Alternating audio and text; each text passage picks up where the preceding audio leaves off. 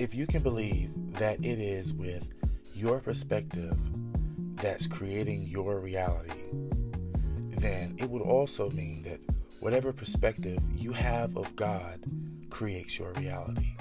Because we believe God to be this one whole, holy being, this divine being. And whatever set of rules that this God on paper has, and you believe it, you can either curse or bless yourself. So, and I've learned through my research and personal research at that, that some people who hold, Christian values and, who also may be living a certain lifestyle, if that lifestyle goes against their religion, then they believe that they're going to go to hell. And so, because hell and heaven are states of consciousness, when the Bible explains them, they create hell for them here on earth to experience now. Because there is not anywhere you're going to go to or arrive at, these heaven or hell places after death. These are concepts for now. The Bible is explaining life now in a way that it could be explained back then. They didn't have all of the scientific knowledge and I kind of disagree with that, because they did have scientific knowledge. They just explained it in a way that could be understood in different ways, and that's what messed a lot of people up. And that's why we're putting Jesus on the cross and taking him back off, putting him in the grave so he can rise again 3 days later, because the way these things are written. And so if you believe these things in a certain way, you submit your life to be lived a certain way. And so that's what I mean. When you believe things that are in contradiction to your true nature, sicknesses, diseases, or diseases in your life, you create those things. So we have to sort of liberate ourselves. We have to liberate ourselves from religion, because, and I have to say it like this, we have to liberate ourselves from the confines of religion, because religion keeps us in a box. Anytime we find where there are a group of people believing in one thing and they only believe in that thing, and that's it, that there is nothing else, we have to begin to question. Because there's no way in hell that these things hold complete truth. There's too much knowledge. There's too much wisdom across the world throughout the centuries of the earth. There's so much that we don't know that one thing be the ultimate truth, because there is no critical thinking. No one's thinking critically. No one's asking any critical questions. And then when you do, people who can't answer them say things like, oh, we're not supposed to question God. No, you don't have the answer to my question. You don't know how to answer me. And see, because you hold a lower vibrational understanding of what God is, when I begin to ask higher vibrational questions, you don't have the mental capability to give me an answer. You don't even have the mental capability to sit down and dissect the question that I just gave you. So, because of your concept of God, you see how what we believe can either be detriment or a blessing to us. What we believe is so important. Not only that, but the perspective, how we view our world and how we view ourselves in the world is what God is God to you. Every man serves their own concept of God. And when I say things like there are many gods, I mean there are many people on the planet holding their own version of God in their mind. And whatever version of God you hold in your mind dictates what life you will live, or the outcome of your life, or the outcome of the situations that you have. This thing we call God is nothing but power. And in Isaiah, it says, I am the God that created good and evil. There is only one power in the universe.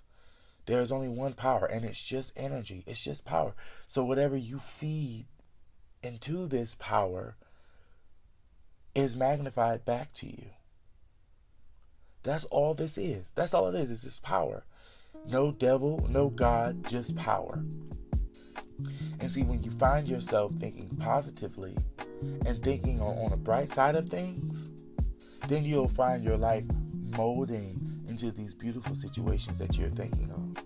These like, oh, I wonder if this could happen, or I wonder how good life would be if this would happen. When we begin to think and hold perspectives like this, then our life could be on the brighter side. But because we live in this world and this matrix that we live in, this social, this crazy world that we live in, I can't even give it a word.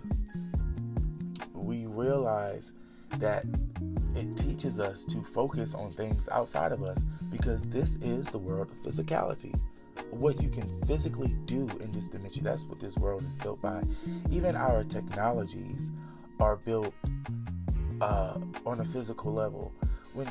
If you do your research, you'll understand that there are ancient technologies that are built around metaphysics, that are built with the inner, you know what I mean? Like, you know, and that's the technology that we actually need in this world now, because that's the technology that keeps us from destroying this planet. All of this physical stuff, buy this, you know, and we think that it's going to bring us happiness. These things never bring us happiness, and it's destroying us, and it's destroying our world. So that's why we can't think on the outer things. We need to set our mind on the things within us. And I love what Jesus said. Jesus said heaven doesn't come with observation. It's not a physical place you can go to, is what he was saying. He was saying that heaven is on the inside of us, or the place where all divine things come from. All possibilities of what could ever happen is on the inside of every individual in this universe. And because of that, we can create out of that. And then see, if we create out of that instead of trying to force things to happen, then we'll live a longer, beautiful life, and we could vibrate on higher frequencies that most people know not possible in this world. But it'd be very possible. It is very possible. We deserve to live a prosperous life. We deserve to live a happy life. But if we don't vibrate on that level, we'll never see it. If we don't see ourselves living this life in our mind and feeling what that feels like, then we'll never experience. Because what you will understand is that is how you really pray.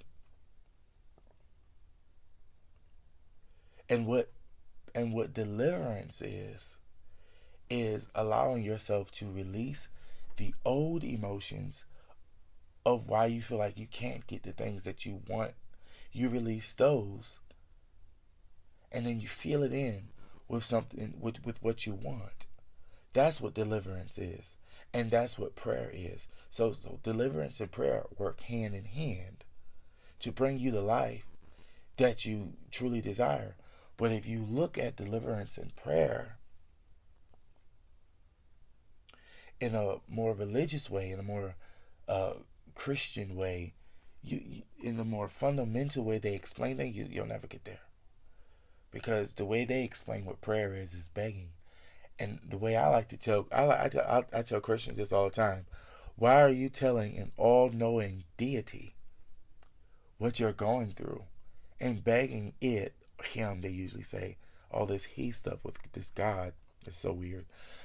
But how this all-knowing deity, why are you being so talkative?